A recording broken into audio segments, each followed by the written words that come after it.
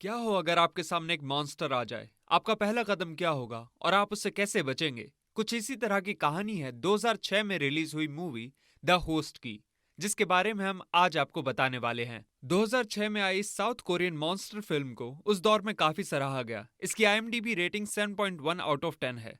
इसे डायरेक्ट किया है बॉन्ग जून हो ने। आप इन्हें पैरासाइट से जान सकते हैं। पैरासाइट भी एक काफी दिलचस्प मूवी है। अगर आप उसका भी रिव्यू चाहे तो नीचे कमेंट बॉक्स पे जरूर बताएं। खैर, इस मूवी के लीड में आप सॉन्ग कांग हो को देख पाएंगे। इस मूवी की खास बात यह है कि इस मूवी को 2006 जुलाई में रिलीज किया गया था और नवंबर के आते आते इसकी 13 मिलियन टिकट से ज्यादा सेल हुई, जो उस दौर की सबसे highest grossing south Korean movie बनी। अब चलिए बढ़ते इस फिल्म की कहानी की ओर। इस मूवी की शुरुआत होती है सन 2000 में एक मुर्दा घर में, जहां पे एक अमेरिकन मिलिट्री पैथोलॉजिस्ट अपने कोरियन असिस्टेंट से इस बारे में बात कर रहा था कि 200 बॉटल्स फॉर्मल्डिहाइड को उन्हें समुद्र में डालना चाहिए या नहीं। अमेरिकन पैथोलॉजिस्ट बार बार उन 200 बॉटल्स को डालने के लिए कह रहा था, जबकि कोरियन असिस्टेंट ने बार बार इसके लिए मना किया और कहा इससे एक्वेटिक लाइफ को नुकसान पहुंचेगा। लेकिन अमेरिकन पैथोलॉजिस्ट ने उसकी एक ना सुनी और सारी बॉटल्स का फॉर्मल्डिहाइड समुद्र में फेंकवा दिया। 2 साल बाद पास की एक नदी में दो मछुआरों को एक अजीब सा क्रीचर दिखता है, जिसके कई सारे पैर थे। उन्हें ये बहुत अजीब लगता है और ये उसे पकड़ने की कोशिश करते हैं, लेकिन जब कुछ देर उन्हें वो नहीं दिखता तो वो सब दोबारा फिशिंग में जुट जाते हैं। अब कहानी चलती है 4 साल बाद, यानी 2006 में। हमें सबसे पहले एक दुकानदार गंगदू अपने स्टोर में सोते हुए दिखाई देता है। इसकी एक बेटी होती है हाउनसियो, जिसे बहुत प्यार करता है और इसका बहुत ख्याल रखता है। गंगदू के पापा हीबोंग भी अपने परिवार यानी गंगदू और उसकी बेटी के साथ रहते हैं और वो भी गंगदू की काम में मदद करते हैं।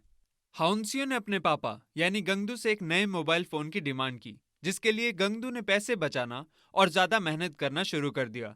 गंगदू की एक बहन थी जिसका नाम था नमजू, और वो बड़े लेवल पे आर्चरी करती थी। साथ ही साथ गंगदू का एक भाई भी था जिसका नाम था नमली, लेकिन वो हमेशा शराब के नशे में ही रहता था।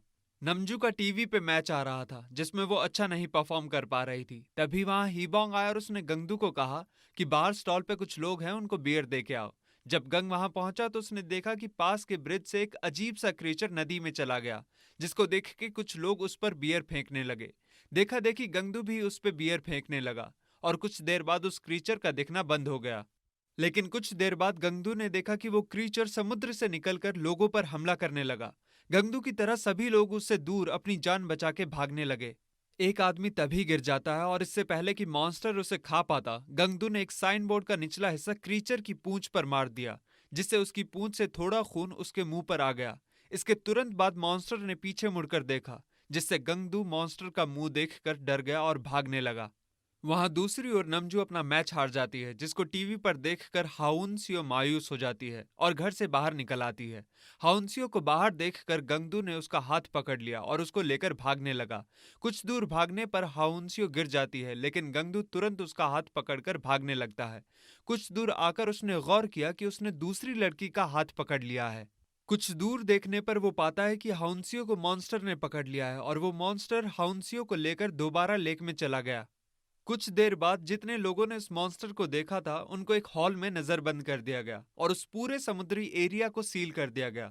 उस हॉल में उन सभी लोगों की फोटो भी लगी थी जिनको मॉन्स्टर ने मार दिया था, और उन फोटोज में हाउंसियो की भी फोटो थी, जिसको देखकर वहां पे मौजूद नमजू रोने लगती है। कुछ देर बाद नमली भी आता है और गंगदू को मारने लगता है, क्योंकि उसके हिसाब से अगर गंगदू हाउंसियो का हाथ ना छोड़ता तो आज हाउंसियो बच जाती। तभी एक येलो सूट पहने आदमी वहां हॉल में अनाउंसमेंट करता है कि जो भी मॉन्स्टर के टच में आया था, उससे टकराया था, वो हाथ ऊपर करे, जिसमें गंगदू तुरंत हाथ खड़ा करके बताता है कि उसके मुंह पर मॉन्स्टर के खून की कुछ छींटे गिरी थी। तभी पीले सूट वाला आदमी गंगदू को पकड़वा देता है और बोलता है कि इसके अंदर उस मॉन्स्टर का वायरस हो सकता है। अगले सीन में हम लोग देखते हैं कि गंगदू की फैमिली और वो सभी लोग जो मॉन्स्टर के कांटेक्ट में आए थे, उन्हें कमरे में डॉक्टर्स की सख्त निगरानी में रखा गया है।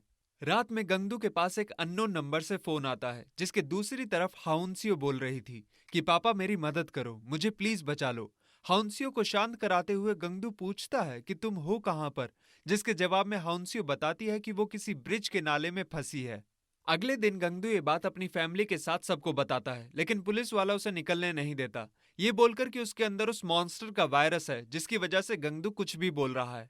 तभी हीबोंग अपने एक पुलिस दोस्त से बात करता है और गंगदू को छुड़वा लेता है। वो लोग साथ में गन्स और भी कई वेपन्स ले लेते हैं, लेकिन चेक पोस्ट पार करने से पहले ही उन्हें एक ऑफिसर रोक लेता है और उसे क्रॉस नहीं करने देता है, क्योंकि उनके पास आईडी कार्ड नहीं था। हीबोंग जल्दी से गंगदू द्वारा जमा किए हाउंसियो के फोन वाले पैसों को निकालता है और चेक पोस्ट पर तैनात ऑफिसर को दे देता है, जिसके बाद ऑफिसर उन्हें जाने देता है। मूवी अब ब्रिज के पास वाले नाले पर पहुंचती है, जहां पर मॉन्स्टर येलो सूट में काम करने वाले दो लोगों पर हमला कर देता है और उन सभी को मारकर नाले में रख देता है ताकि उन्हें बाद में खा सके। इसी तरह वो मॉन्स्टर हाउंसियो को भी लाया था, जो कि वहां पे एक जगह पर छिपी थी, और उन्हीं में से किसी एक कर्मचारी का फोन लेकर ही उसने गंगदू को अपने जिंदा होने के बारे में इन्फॉर्म किया था। दूसरी ओर एक बेघर लड़का अपने छोटे भाई के साथ गंगदू की दुकान से खाना चुरा रहा था, और खाना चुराने के बाद जब वो ब्रिज के पास से गुजर रहे थे तो वो मॉन्स्टर उनके पीछे पड़ जाता है, जिसमें वो मॉन्स्टर लड़के के छोटे भाई को पकड़ लेता है और दोबारा नाले में डाल देता है ताकि भूख लगने पर उसे खा सके। हाउंसियो ने जब उस छोटे लड़के को देखा तो पाया कि वो अब भी जिंदा है, और पूछने पर बताया कि उसका नाम सेजू है। वहीं गंगदू और उसका परिवार उसकी दुकान पर पहुंचते हैं और खाना खा के सोने का इंतजाम करते हैं, लेकिन जैसे ही वो लोग दुकान के बाहर झांकते हैं उन्हें पता चलता है कि वो मॉन्स्टर तो दुकान के बाहर ही खड़ा है, और उन लोगों को देखते ही वो उनकी ओर बढ़ने लगता है। गंगदू और उसका परिवार मॉन्स्टर पर गोलियां चलाने लगता है, लेकिन मॉन्स्टर उसके जवाब में गंगदू की दुकान पलट देता है। लेकिन ये तीनों लोग बाहर निकल आते हैं और मॉन्स्टर पर अंधाधुंध फायरिंग शुरू कर देते हैं। वो मॉन्स्टर डरकर भागने लगता है, लेकिन गंगदू और उसका परिवार मॉन्स्टर पर गोली चलाना जारी रखता है, जिससे मॉन्स्टर नदी में चला जाता है और साथ ही साथ उन सबकी बुलेट्स भी खत्म हो जाती है। लेकिन कुछ पुलिस ऑफिसर्स गंगदू को देख लेते हैं और उसके पीछे लग जाते हैं। इसी दौरान ये तीनों दूसरी साइड आ जाते हैं, जहां पर इन्हें मॉन्स्टर के दोबारा आने की उम्मीद लगती है। हीबोंग गंगदू से उसकी गन ले लेता है, जिस पर गंगदू कहता है कि उसकी गन में सिर्फ एक बुलेट बची है। हीबोंग उन सबको दूर जाने के लिए कहता है और उसके बाद उस मॉन्स्टर पर निशाना साधता है। जैसे ही वो ट्रिगर दबाता है, गोली नहीं चलती है। उसको और गंगदू दोनों को उस समय रियलाइज होता है कि शायद गन में एक भी बुलेट नहीं बची थी, और इस समय हीबोंग मॉन्स्टर के बिल्कुल सामने था। इसके बाद मॉन्स्टर बेबस हीबोंग को एक जोरदार धक्का देता है और वापस पानी में चला जाता है। गंगदू पास आकर देखता है तो उसे पता चलता है कि हीबोंग अब इस दुनिया में नहीं रहा, जिसका मतलब कि अब उसकी मौत हो चुकी है। इसी के साथ पुलिस भी गंगदू के करीब आ जाती है, लेकिन गंगदू अपने परिवार को वहां से जाने के लिए कहता है, लेकिन खुद वहां से नहीं जा पाता, जिससे पुलिस उसे पकड़ लेती है। दूसरी ओर नमली अपने एक दोस्त से मिलकर उसे हाउंसियो की कॉल ट्रेस करने को कहता है। कॉल ट्रेस होना शुरू हो जाती है, पर यहीं हमें एक धोखे के बारे में पता चलता है। सरकार ने गंगदू और उसके परिवार यानी नमली, नमजू और हिबोंग पर इनाम रखा होता है। गंगदू तो ऑलरेडी पकड़ा जा चुका था और हिबोंग की मौत हो चुकी थी, लेकिन नमली पर लगा इनाम पाने के लिए नमली का दोस्त पुलिस और मेडिकल ऑफिसर्स को एक कमरे में छुपा कर रखता है, और कुछ देर बाद वो सब ऑफिसर्स बाहर निकलते हैं। लेकिन तब तक नमली को हाउंसियो की लोकेशन का पता चल चुका होता है। जब तक वो लोग नमली को पकड़ते हैं, उससे पहले ही नमली वहां पर शॉर्ट सर्किट कर देता है, जिसकी वजह से अंधेरा हो जाता है और उसे भागने का मौका मिल जाता है।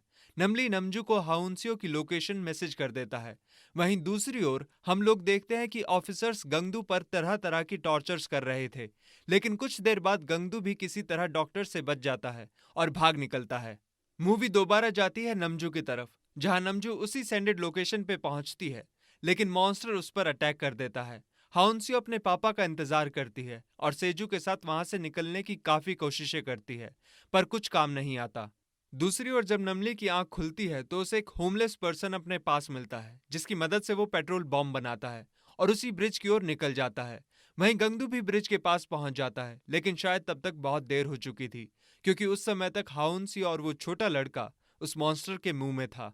उसके बाद मॉन्स्टर उस भीड़ के पास आ जाता है, जहां पब्लिक सरकार के खिलाफ उनके द्वारा गंगदू के साथ बढ़ते अत्याचारों पे प्रोटेस्ट कर रही थी, लेकिन मॉन्स्टर को देखकर भीड़ भाग जाती है। तभी गंगदू के साथ नमली और नमजू भी वहां पहुंचते हैं। सरकार ने मॉन्स्टर को पकड़ने के लिए एक दवा बनाई होती है, जिसको वो मॉन्स्टर के ऊपर फेंकती है और मॉन्स्टर तड़पने लगता है। इसी बीच गंगदू मॉन्स्टर के मुंह से हाउंसियो और सेजू को निकाल लेता है, पर अफसोस हाउंसियो अब मर चुकी थी, लेकिन सेजू अभी भी जिंदा था।